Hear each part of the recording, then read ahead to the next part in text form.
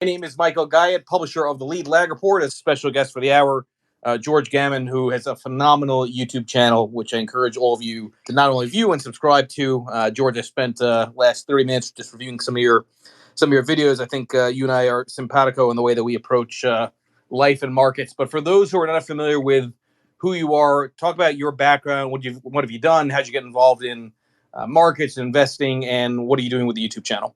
Well, I've never taken an economics class or a finance class or a business class in my life.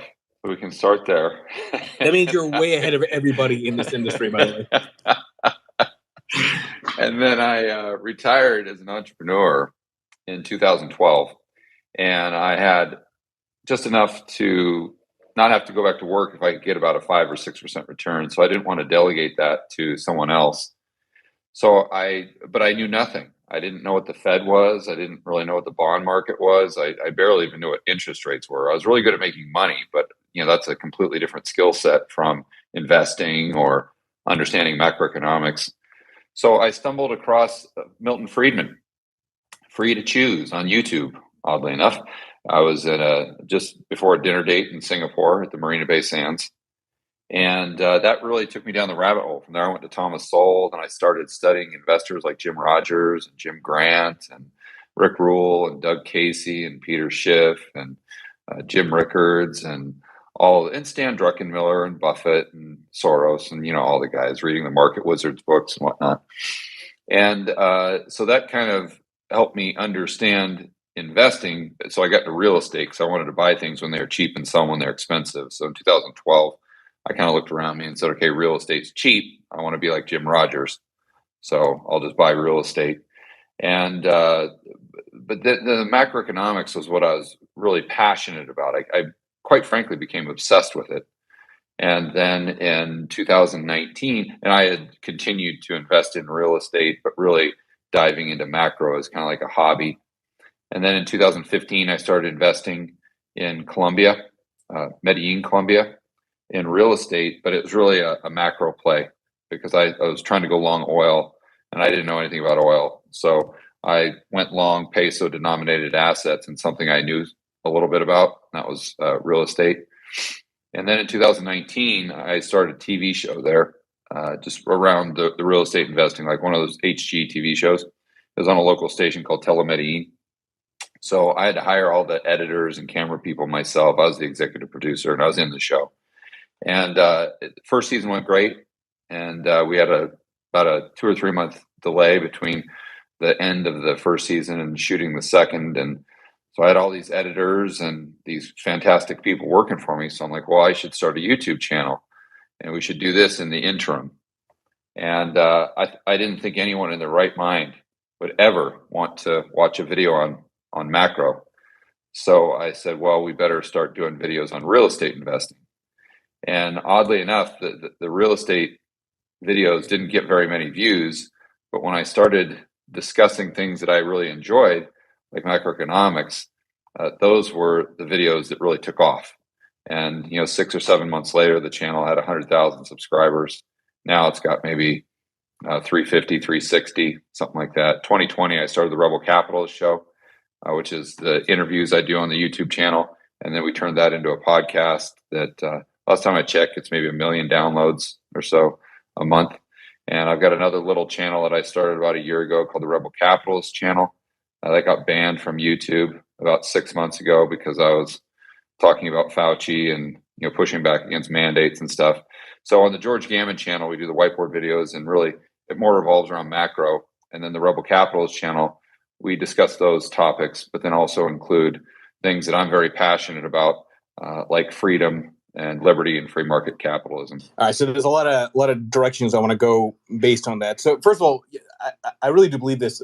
The only thing that's harder than getting Twitter followers is getting YouTube subscribers, and I'm seeing that myself. Right, I just started taking. It's when I started taking YouTube more seriously, and now I'm releasing these spaces as edited videos on YouTube. Really, once I started seeing that Musk was serious about taking over Twitter, not because I'm worried about Musk, but it made me realize I've got too much of my social media eggs in the Twitter basket. Right, yeah. So I want to diversify kind of the avenue. Maybe just for not just for the audience, but for me, I'm curious, what is it? Was there a moment in the YouTube subscriber growth that it really started going like a hockey stick? Was there some kind of video that went viral? Was Yeah. it an algorithm that suddenly started favoring what you're putting out? How did that play out? Yeah, it was one day. I remember it like I'll remember it for the rest of my life. It was crazy. So I just the type of person I am. Uh, I did a lot of research before starting the YouTube channel, and I understood to a certain degree how the algorithm worked, and I knew that sometimes you can get a little bit lucky, but really if you just focus on the back end analytics and the metrics for each one of your videos, and as long as you get your retention rate to a certain level and your click through rate, and as long as you're keeping people on YouTube for a certain amount of time, I knew that it was only a matter of time until the channel took off.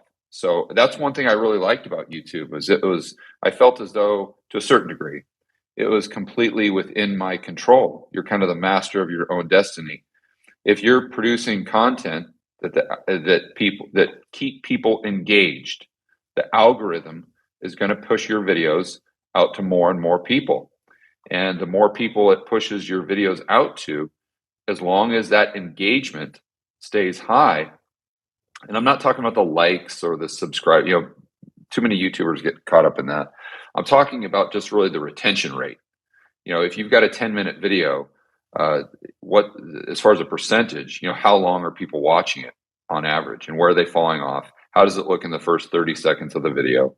And if you can, get a 15, 20-minute video that people on average are watching, or 50% of the people on average are watching to the end, or even bump that up like 60%, and you've got a very good click-through rate, and then from that video they watch even more videos on your channel, which increases the overall watch time on YouTube, it's a foregone conclusion. Your channel is going to blow up. And I knew this. So it was a lot easier for me at the very beginning when you're doing all this work and all this editing. I was spending probably $5,000 a month on editing and whatnot. And the videos were only getting like 10 or 20 views. And 15 of those views were my mom and my sister. So right, and clicking a refresh with different IPs. Yeah, right. So, but I knew, because I studied the algorithm, I studied YouTube, and a lot of these guys and gals out there that are YouTube professionals, that I just focus on those metrics. Forget the subscribers, forget the views, forget all that stuff, because the only people that are going to watch your videos other than your family members are people that are just going to go in the comments and make fun of how bad you suck, which is exactly what happened to me. So you got to ignore all that stuff, and you just keep throwing things up against a wall to see what sticks as far as the editing, and you can tell that with those back end analytics. What's working, what's not working, and you just do more and more of what's working. And so I was hyper focused on doing that, and we got to where the videos, they're getting really good retention rates, but still, the whole entire channel was getting maybe, I don't know, 200 views a day, something like that. Like the aggregate total of all the videos on the channel. And I remember it gradually crept up during this week. And this is probably, I could pull up my back end analytics and show you, but it was probably maybe 3 or 4 months after the channel started. And it gradually crept up to like 300 a day, and I get one up to 400, but then it dropped down to 200.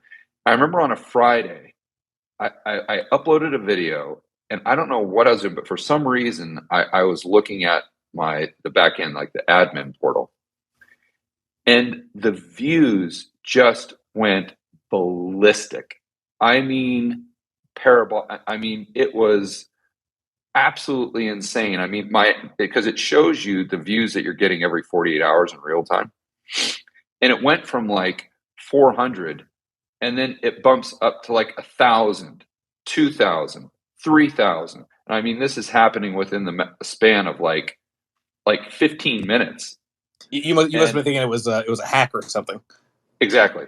Right. That's exactly what I was going to say.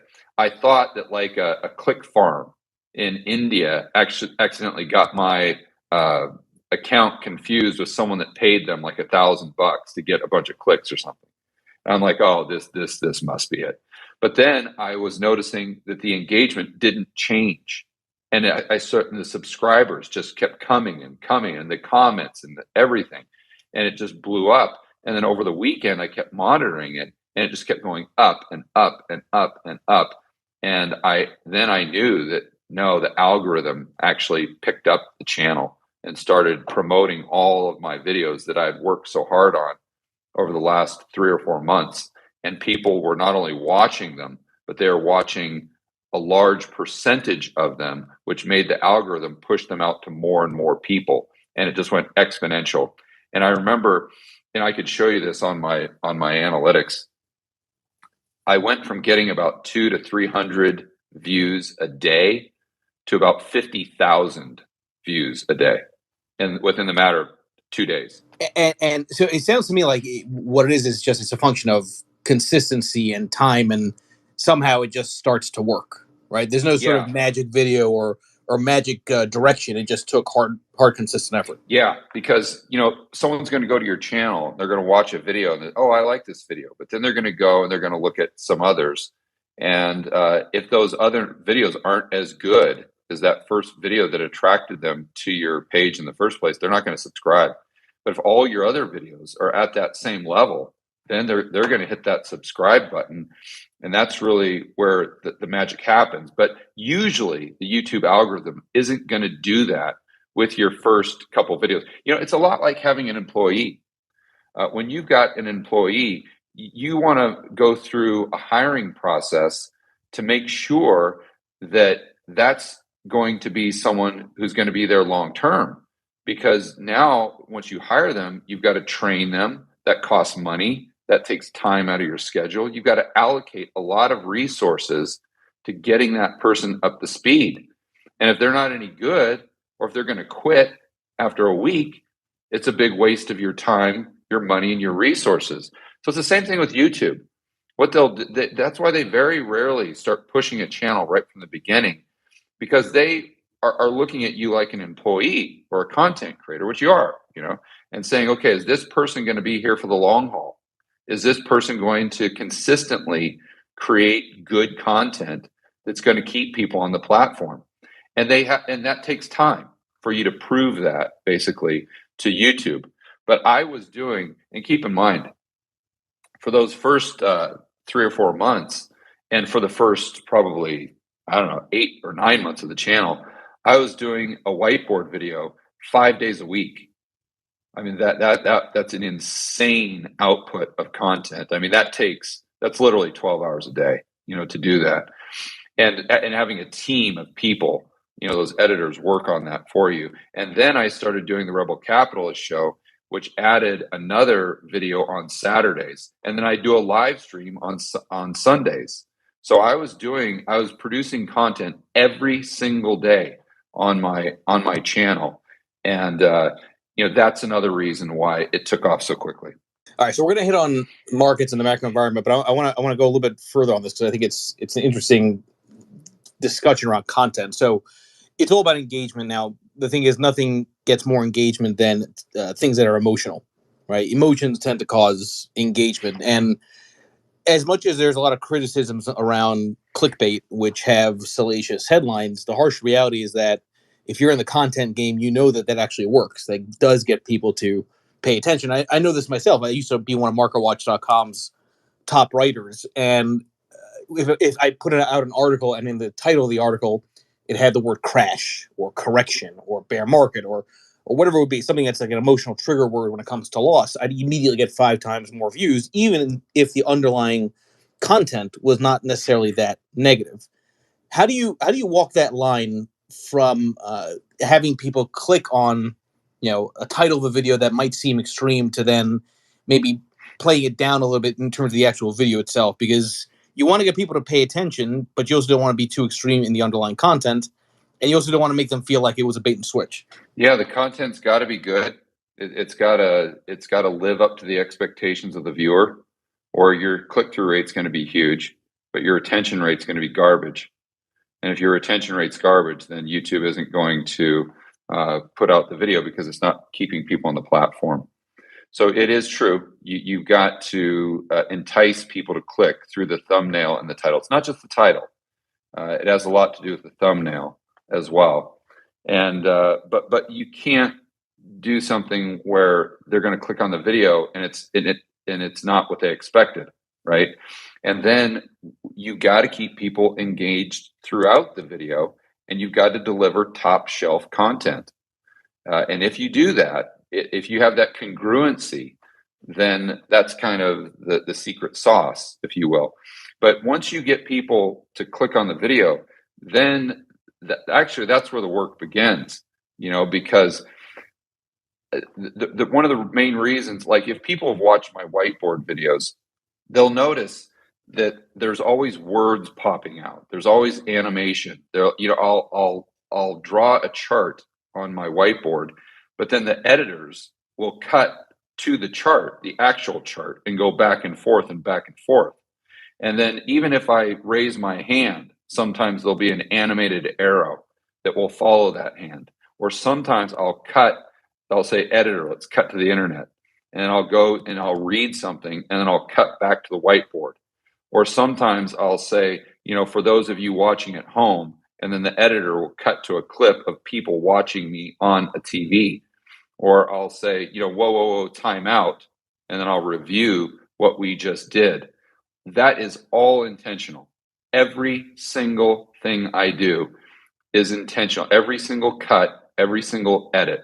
None of that is haphazard.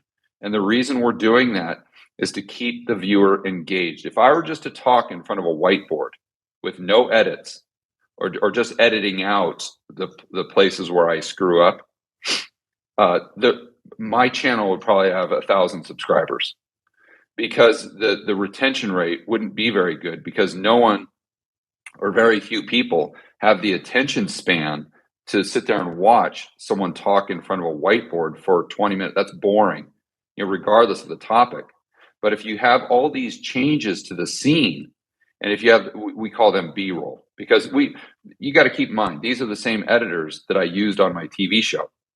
So I had that whole learning experience of figuring out how to keep people engaged on an HGTV show. And then I took the same concepts and I just applied them to whiteboard videos. And when you're doing TV, reality TV, you've got to cut every 4 to 5 seconds, or else you're going to lose them. So you got to have multiple camera shots. You got to have tons of B-roll, and you always have to cut back and forth and back and forth, cut. And if any of your listeners, I'm sure all of you guys have watched reality TV show. Next time you do, watch how often they're cutting, and it's every 3 to 5 seconds. And so you can't do that in a whiteboard video, or people get dizzy. But you have to take the same concept and apply it to a whiteboard video. And you'll notice, or if I'm talking about like how there's going to be social unrest, the editors will throw up a picture of some sort of scene of social unrest, like a stock photo or something. That's because you've got to give people something new to see or to think about every 10, 15, 20 seconds, or you're going to lose them. So it is true that you can't go you got to engage people, you got to get them to click. But then you got to deliver on the promise. You have to over deliver on the expectations of the person that clicked on the video to begin with. And that's the only way you're going to get a good retention rate. And that's the only way you're going to get more subscribers and grow your channel. I love this because it's you're hitting on sort of the great frustration that I have with society overall, which is that attention spans are very short. So you've got to keep on throwing new stimulus, right? And I don't mean dollars, right? You need to throw something visual, and in many ways, everyone does that. It's like, why are Vine videos 6 seconds? Well, because the attention span is very short, right? So that's where a lot of the magic comes in. I just think it's fascinating to think through, because I always rant about short-termism when it comes to investing in markets, which we'll talk about. But short-termism is beyond just investing in markets. It's in literally every single aspect of our lives. And if you're not, as a content creator, catering to that, you're going to lose them. Yeah. Although I would say just, I think the prudent way to invest is pretty much the opposite of doing a YouTube video. No, you're right. You're right. Absolutely. You want to just set it for, you want to buy it when it's, you don't want to have all these bells and whistles and flashy things. But yeah, I get what you're saying for sure. Okay, so let's pivot to that for a bit. So you mentioned you didn't sort of grow up with the sort of traditional curriculum of investing or finance, and you went to the sort of leaders in the field, the legendary traders and investors. Market Wizards was one of my favorite series of books, and you mentioned Stanley Druckenmiller. So my just a little bit of background. My father had worked with Bob Farrell in the late '80s of Merrill Lynch and started a hedge fund in 2000, and Druckenmiller was one of his clients. And I remember my father saying that one of the things that's fantastic about Druckenmiller is that he recognizes that performance can be lumpy. Yeah. Right. Yeah. And so I want you to, from your studies in looking at some of these really great traders and investors, is there some common trait or something that really stuck out to you that made those traders, those investors as good as they were or are? I want to know if there's a common thread from your studies in terms of what makes somebody a good investor. You got them in hedge. And part of the reason why that's so difficult is because people don't even understand that the people who are good, like the Druckenmillers, the Buffetts, the Jim Rogers, I don't know that they even realize why they have an edge. So not to get completely nerdy on you guys, but I really like using binomial calculators. And this goes back to my days, as an entrepreneur in the early 2000s when I really got into blackjack. And I got into counting cards. And that's one of the things that I attribute to my entrepreneurial success is learning how to count cards. And you realize that everything is a game of probabilities. But just kind of to make a long story short, I've done a couple whiteboard videos on this. I think what makes Druckenmiller, what gives him an edge is he has he has enough trades. So he gets it right, maybe 55% of the time, but he has enough trades. He has enough volume to make sure that the law of large numbers is on his side, right? Where if Jim Rogers only had a 55% winning ratio, or let's just say had the asymmetry of Druckenmiller, he'd go bust. Same thing with Warren Buffett. If Buffett had that same batting average, 55%, he'd go bust because Buffett doesn't invest enough to have the law of large numbers on his side. Where if you look at Buffett, his edge is that his hit ratio is much, much higher. If he takes a bet on like a business, and I don't know what he does on the side of derivatives and everything, but let's just look at his business portfolio. That's going to work out, let's say 85% of the time. Well, if it works out 85% of the time, you don't have to invest. You don't have to place as many bets as you would if you only had 55%. Now, Jimmy Rogers, he might be investing fewer times. So he doesn't place as many bets, but he gets away with it because his asymmetry is so extreme. You see, he's not going in there and taking 100 or 200 bets a year like Druckenmiller. He's not even doing maybe as many as Warren Buffett, or maybe about the same. But what happens is Jim Rogers, he's taking these bets where he's buying North Korea, or he's buying Turkey, or Venezuela, or Zimbabwe, or something like that. So if he wins, it's 1,000 bagger. So you can set up your portfolio and only place like 5 or 6 bets, and your hit rate doesn't have to be that high, not even as high as Druckenmiller, but your asymmetry has to be there. You see, and I've spoken to Jim Rogers, and I've interviewed him a few times on my channel, and we talk quite a bit when we're not recording. And I don't know if he's actually ever, done the math, and I don't know if Druckenmiller or Buffett have either. But if you actually do that, do those probabilities with a binomial calculator, you'll see why they have an edge. And if you have an edge, just like the casino, you've got the law of large numbers on your side. The more you play, the higher the probability that you win, right? And so that's the first thing that I would say to investors is you've got to have an edge. And if you are asking if you're saying to yourself, well, I don't know if I have an edge, well, you don't. It's like that saying that if you don't know who the sucker is at the poker table, it's you. And I can promise you that if you don't distinctly know what your edge is, even if you haven't thought about it in a context of mathematics or using that nerdy binomial calculator, then you don't have an edge. And if you don't have an edge, it's only a matter of time before you lose money. Because if you have a negative edge, then it's the opposite. The more you play, the higher the probability that you lose.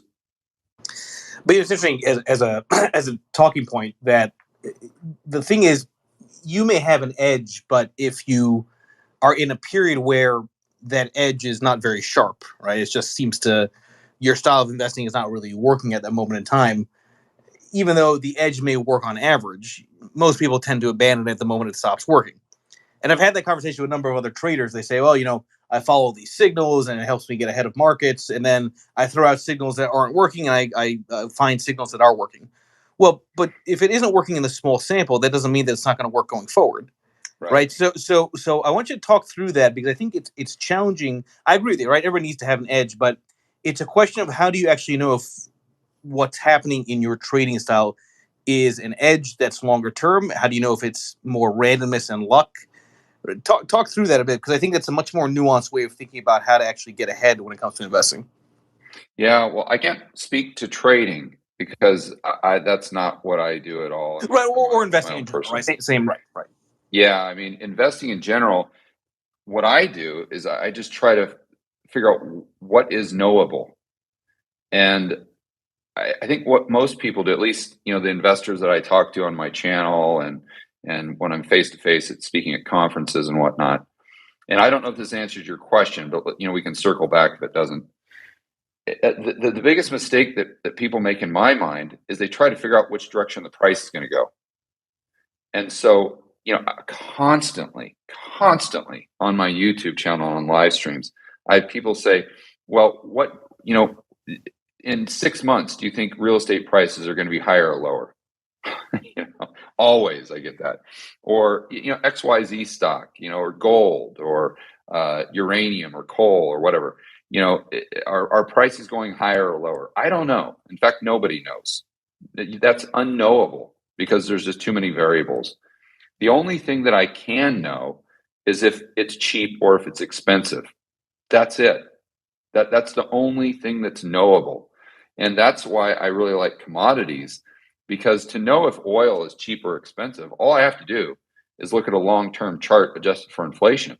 And I can tell you that once it gets under 30, it's cheap. Once it gets over 80, 85, it's expensive. So, just when it gets under 30, buy it. And when it gets over 80 or 85, sell it.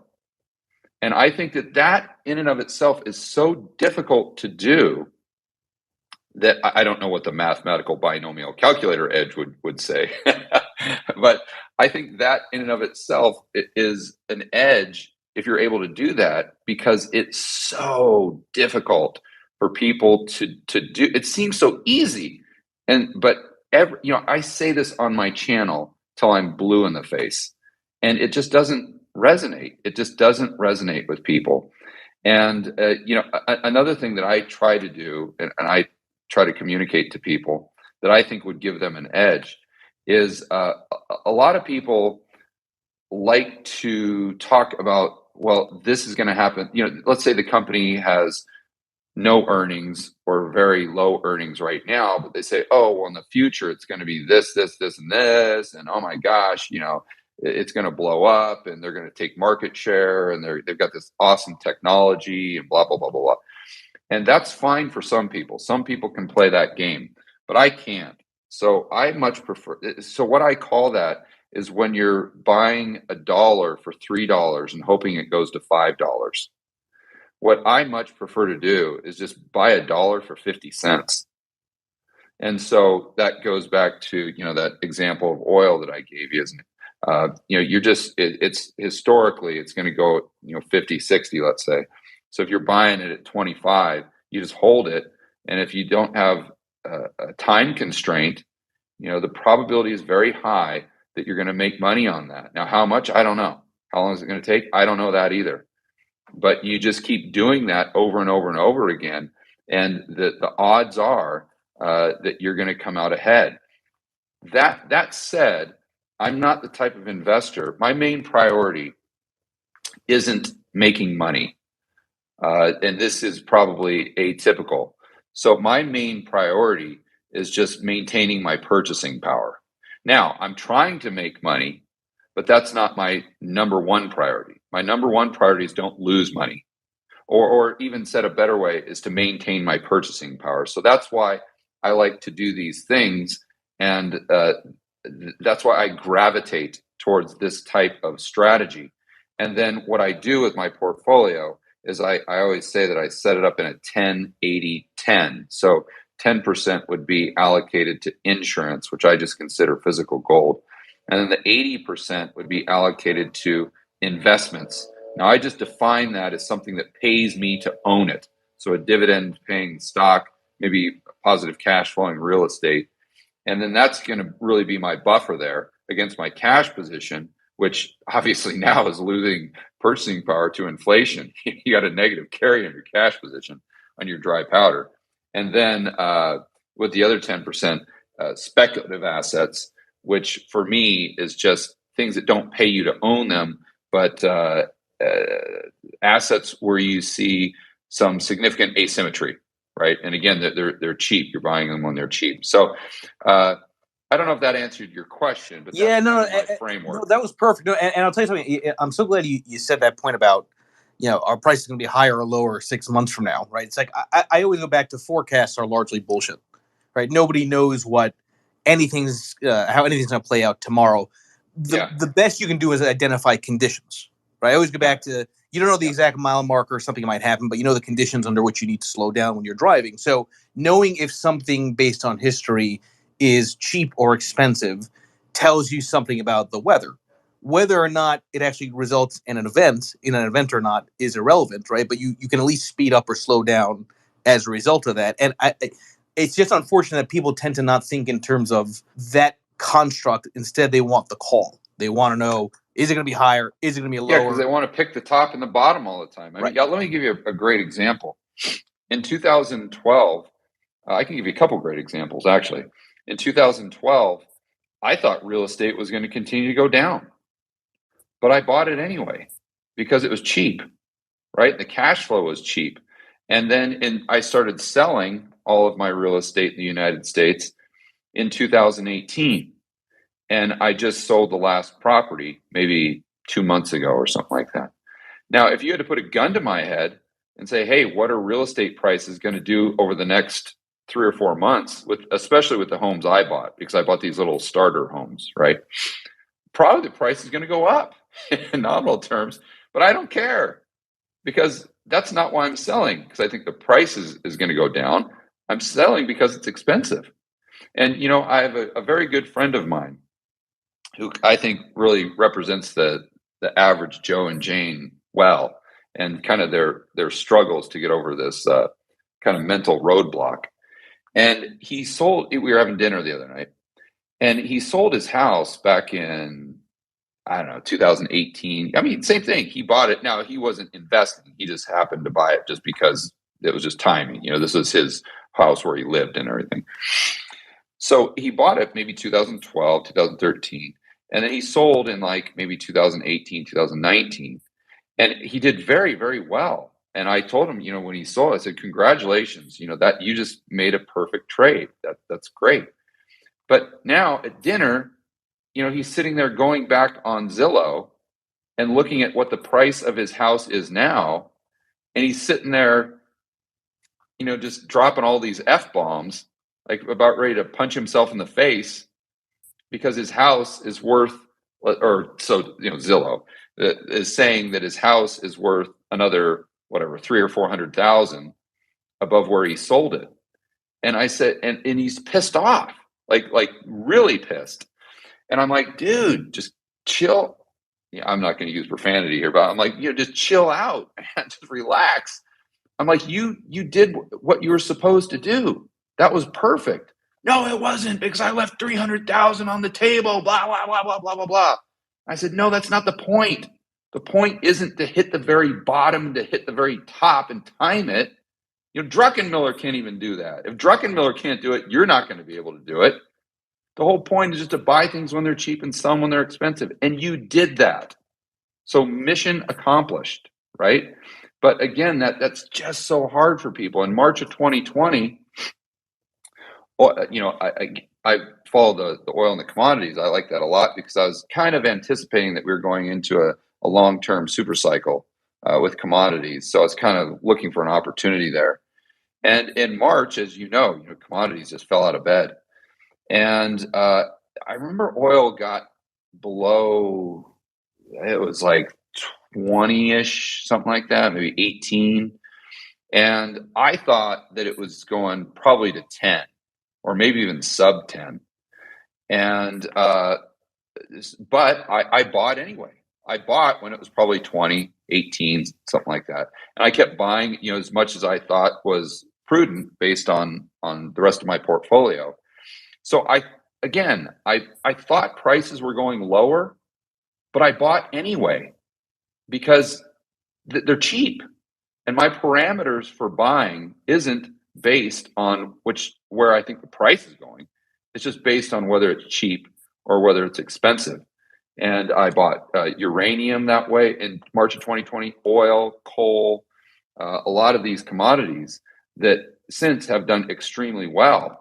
Now, maybe I got lucky. I probably got lucky because the Fed came in with, QE infinity, and we got the CARES Act and $5 trillion of deficit spending and yada, yada, yada, yada.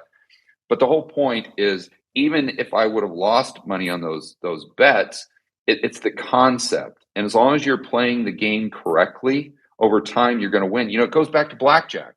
And I have this, I use this as an example all the time. If you're sitting at a blackjack table, and let's say you're there with your buddy, and he doesn't really know the game, and he's having a bunch of beers or a few shots of tequila or something like that. So he's all lit up, and he's feeling lucky. And let's say that he gets a 19. And he's like, you know what? I'm feeling lucky. I'm going to go for it. I think the dealer's showing or the dealer's going to pull a 2. And you're like, whoa. No. You don't want to do that. You want to stay on a 19. Oh, screw you, George. You're too conservative. You don't know what you're talking about. I'm feeling lucky. So he hits.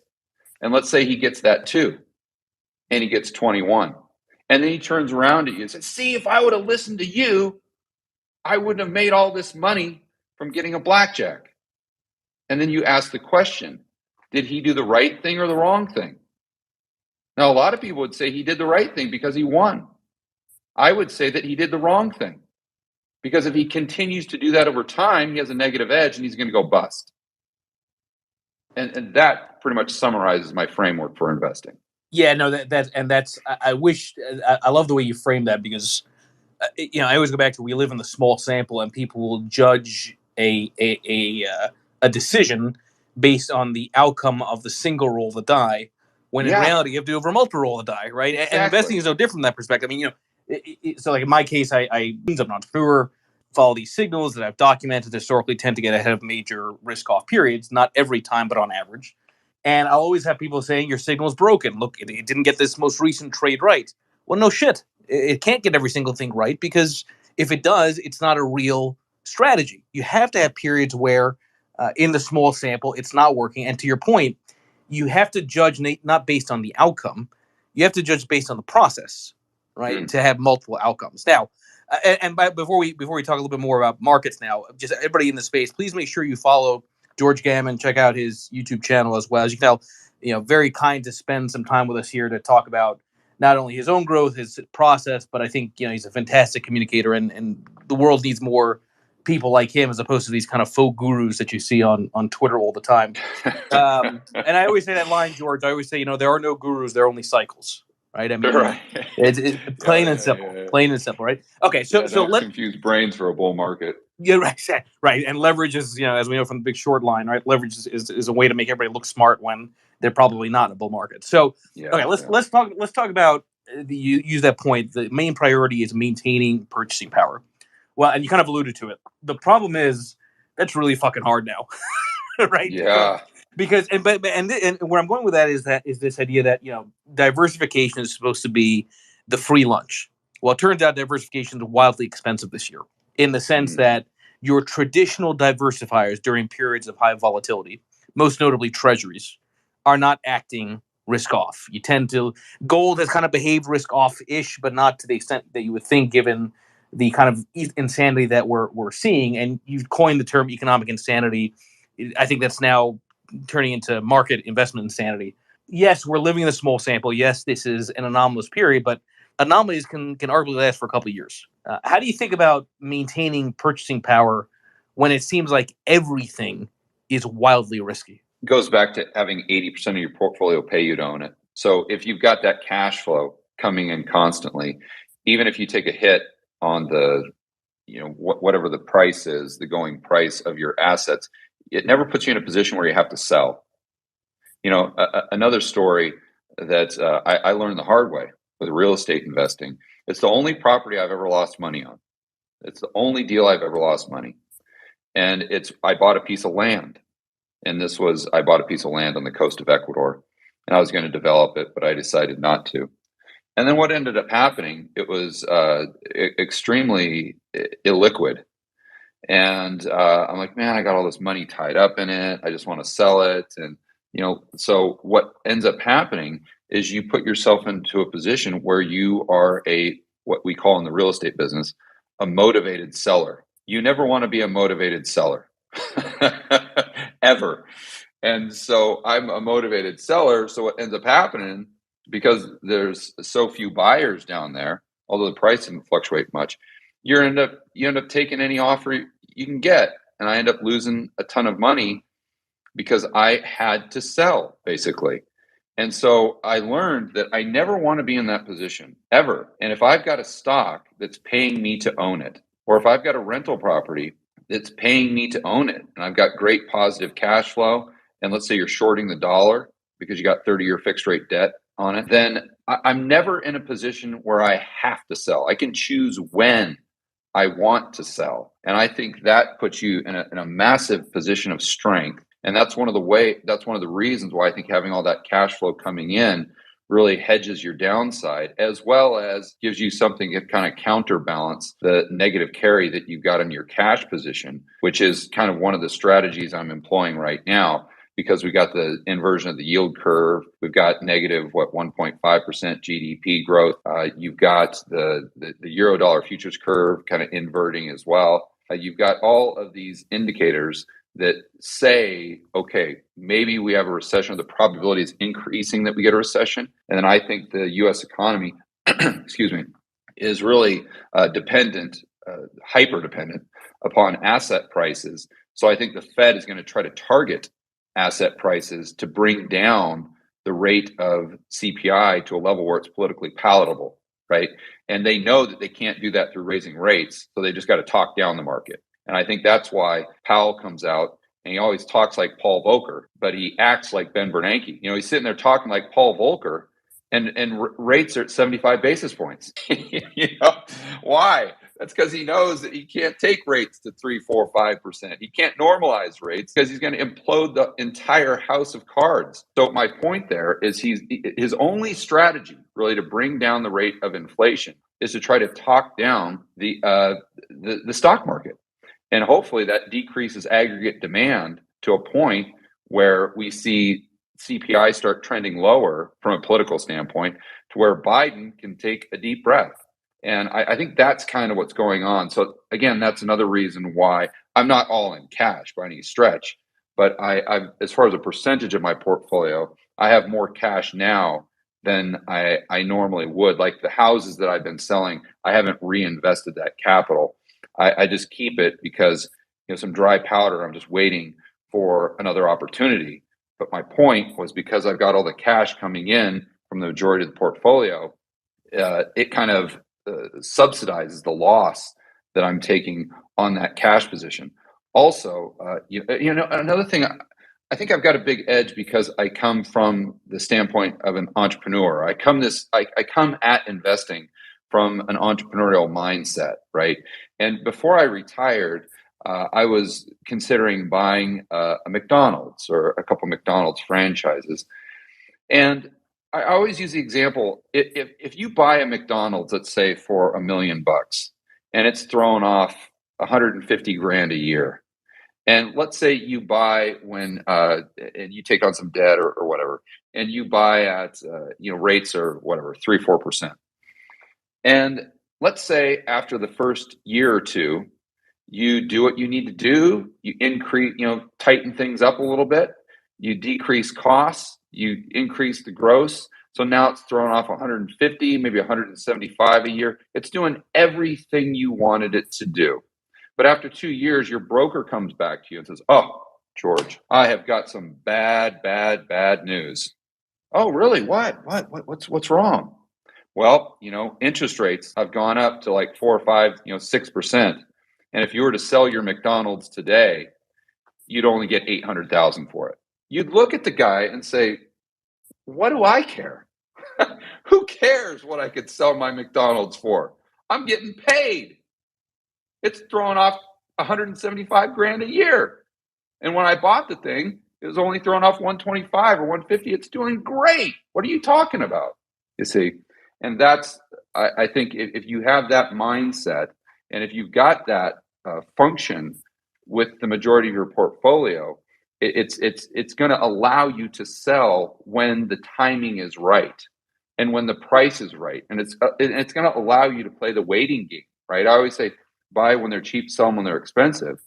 Well, if you've got all that cash flow coming in, you can wait until things get expensive and then go ahead and sell. You're always in a position of leverage. But it's funny because that goes round trip to the earlier conversation. People find it hard to stick to that cash position, to have that optionality, that dry powder, because they have a short attention span, and they always want to do something, right? So they end up not being patient. They got to read Market Wizards. Listen to Right. Jim Rogers. That's one of the first things that Jim Rogers told Jack Schweiger, is he says people, they feel like they always have to do something. He says, no. He says, you don't have to do anything. He goes, just sit in your chair and wait till a pile of money shows up in the corner. And when it does, just go pick it up. And in the interim, do nothing. He goes, to your point, that's so hard for investors to do. They always have to feel like they got to be doing something. No, you don't. Just sit and wait till a big pile of money is sitting in the corner and go pick it up. And that's the truth is that's really the edge, right? It's that Right. patience that pays, for lack of a better way of saying it. Okay, so I'm I think you describe yourself as a libertarian. I probably lean more towards that myself. I am curious, George, which sounds like a way of, I just realized it's like Curious George, but okay. I am curious that about your thoughts on who's really to blame for inflation here, and is it a function you think of? It's the Federal Reserve, it's the government, or is it the voters? And I say that because I do believe that we're at a point in society where people got so used to the idea that we can throw money at everything, and they don't push back on policymakers who then use that as the prescription, that you can argue that the reason we're in this place is because the people get the government they deserve. Yeah, I mean, I'd say it's all three. A simple thought experiment I'd use is, let's just go back to 2019, and let's assume for a moment we never would have had COVID. Would CPI be at 8.3% right now? The answer is most likely not. Yeah, no, of course, right. And so what that tells us is that the policies that the central planners, as I call them, the central bankers and the politicians, the policies employed during COVID is what brought us to where we are today. That's what destroyed the supply chains. That's what created an increase in the money supply. It's called M2 of 25%. That's why we have far more currency units chasing far fewer goods and services. That's why the trade deficit has exploded. That's why all these, that's why the global supply chains are completely, I'm not going to say destroyed. I think that might be too strong of a word, but the global supply chains have been broken, and you can't just turn a little light switch and have them come back on. I was listening to a interview the other day with this Kevin O'Leary guy on CNBC, and it was unbelievable that the announcer gal was asking him about the supply chain disruptions, and he's like, "Oh yeah, well that's no problem. I mean, that's going to get fixed. Move on." Like that was an answer. I'm like, how is this going to get fixed? And people don't understand the intricacies of these supply chains. So let me give you an example. I was talking to a good buddy of mine the other day. His name is Simon Black. He runs a website called sovereignman.com. And he actually has a lot of farms in Chile. I think he's got some blueberry farms and some walnut farms there. And I was talking to him about this topic specifically. And at the time, I was here in Phoenix and I was shopping at this Whole Foods. I said, Simon, I'm going over there and I understand the model for grocery stores. The margins are incredibly thin. So all of that shelf space is very valuable. But I go over there, and even in the fruits and vegetables area, like 10, 20% of the space is empty. I said, why is it that they can't get these blueberries? Or I think the way I phrased it was, why is it that farmers can't produce these blueberries to get to my Whole Foods right over here, right? Assuming that it had something to do with fertilizer or potash or something like that. And he said, no, actually, he says, it's not regarding the fertilizer, at least for me. He goes, I can't ship the blueberries I have to your Whole Foods. I said, okay, why is that? He goes, because I don't have cardboard. He says, not only do I not have cardboard, I don't have the little foam clam things that go in there to keep things from moving around. He goes, George, think about this. He goes, the government locked everyone in a cage for 6 months, for a year, something like that. What did everyone do? They went from buying services to buying goods. And they went from buying goods at their local retailer to buying a lot more goods on Amazon. He says, but then take it to the next step here. He goes, if you buy a keychain at the local gas station, it's sitting there in a basket of like 100 other keychains. Let's say you want to get one of those keychains that says, I love the Grand Canyon or something. He goes, but if you go on Amazon and buy that keychain, it comes in its own little box, doesn't it? He goes, you see what we've done? We've completely shifted consumer demand to where they require exponentially more cardboard and little foam clams. And we're not going back to the way things were before. So all of these supply chains have to adjust before I can send my blueberries to your Whole Foods. And when he told me that story, it's like the light bulb goes on. You have the epiphany moment and you realize why it is true that the cure for high prices is high prices. But in this stage of the game, although at some time that supply will come back online, it definitely doesn't happen quickly. And it's not like a flip of a light switch like these politicians and the central planners would lead you to believe. So that's really the problem. I forgot what your original question was. I'm sorry, but that's really the problem with these supply chains.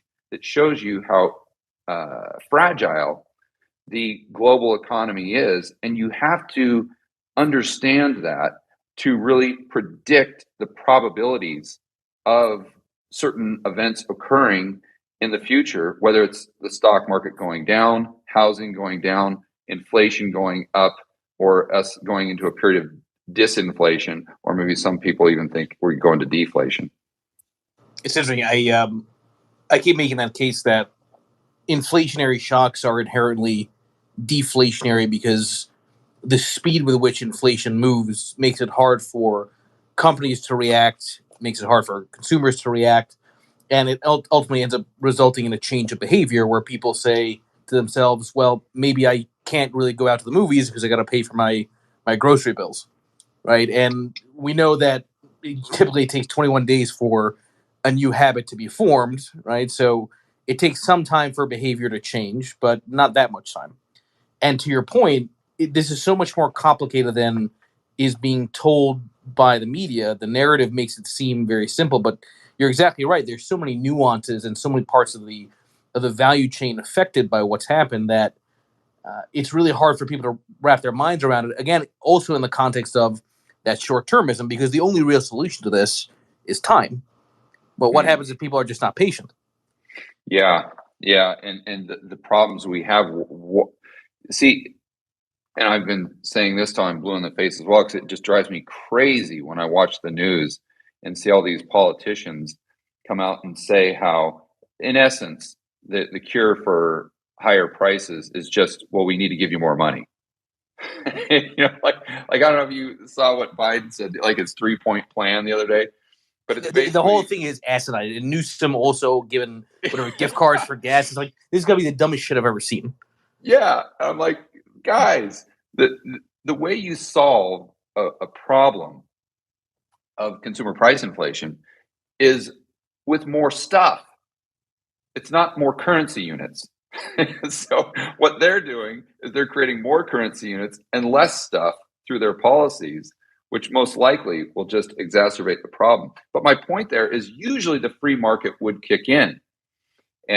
But I don't know. I mean, they're making it very difficult for entrepreneurs to do their job. They're taking away a lot of the incentive for entrepreneurs to take risk and to supply the market with the additional goods and services required to bring those prices back down. And so that's one of the things that I'm always trying to think through. I'd also, going back to your earlier point, I'd really encourage your listeners to look at a chart of the 1970s, or excuse me, the 1940s, when you look at inflation. And you'll see inflation in 1947, as measured by the government, got up to 19.5%. 19.5 in 1947. And less than 2 years later, it was -3. We went from 19% inflation to 3% deflation within the matter of, let's call it, 2 years. So these price shocks can really go up in a hurry, and they can really come back down in a hurry. And I think what you got to figure out is, has the money supply increased? Because I think kind of what you're saying there and what we saw in the 1940s is, if the money supply doesn't increase at the same rate, well, then you're just robbing Peter to pay Paul. I mean, you get this argument with gas prices all the time, and it is true that can have some inflationary pressures. But at a certain point, gases are going up. The demand is very inelastic. So you're going to have to buy gas. Well, that means you just can't buy something else. So if you take the consumer goods in aggregate total, usually you don't see too high of a consumer price inflation, even though gas prices go up. Now, a lot of times that higher gas prices cause or can contribute, I should say, to a recession. But it's not just the only reason why you'd have consumer price inflation. You've got to have a continual increase in the supply of money. And what's so hard for investors is they immediately go to a chart of M2 money supply. But unfortunately, that doesn't represent the total money supply very well at all, because the dollar is the global reserve currency. So to get your head around the true supply of dollars that will impact future price inflation or disinflation or deflation, You've got to understand what's happening in the euro dollar market and happening with the dollars in aggregate total, not just in the domestic economy, but really in the global economy. And we can be growing our M2 by, call it 20, 25%, while the global supply of dollars is actually decreasing. And this makes things very, very complex. And I think your original question there was, what does someone do, because we're in the everything bubble? And honestly, we've been put into a position by the central planners where a lot of people are going to get hurt. A lot of people are going to lose a significant amount of money because there is no free lunch. And what they've been doing is they have been, with this deficit spending and distorting the economy, they're in a position where they just got to inflate their way out. Now, how quickly that comes about, who knows? Or are they willing to do it? But there's got to be something good. We've been consuming more than we've been producing for a long, long time.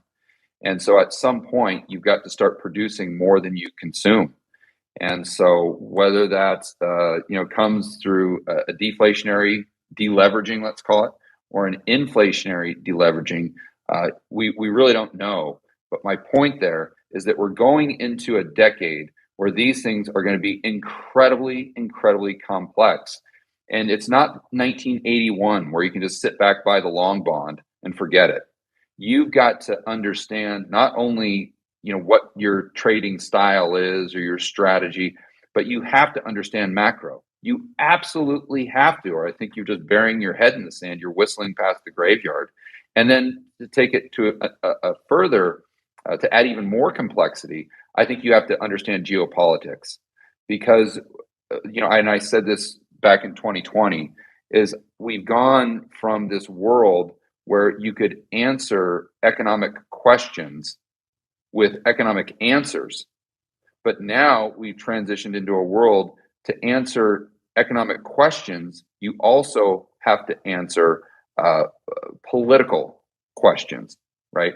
So, like, if we think through consumer price inflation in the United States, well, that's going to completely revolve around the government's deficit spending and how they're deficit spending. Are they sending stimmy checks directly to the general population? And is the Fed monetizing the debt? Because that's going to determine how many currency units are circulating in the real economy. I always say how many dollars on the balance sheets of non-bank entities, because those are the dollars that really circulate with velocity. And my point is to get your head around all that, you've got to kind of figure out the probability of the government doing X, Y, or Z, and then the central banks doing X, Y, or Z. And then you've got the further complexity of how they're being influenced by the global elite. So this is a time where you really, really, really got to pay attention to your portfolio. And I think everyone should pay attention to George on his YouTube channel, because he legitimately is very good at deconstructing the macro environment. So we're a little bit over the top of the hour here. Again, everybody, please make sure you follow George Gammon. Make sure you subscribe to his YouTube channel as well. George, first time you and I are doing this. Hopefully, I will also be on your YouTube channel at some point. Really appreciate the hour here. I think this was a phenomenal conversation. And again, George, appreciate you spending the time with us. Thank you, everybody, for joining.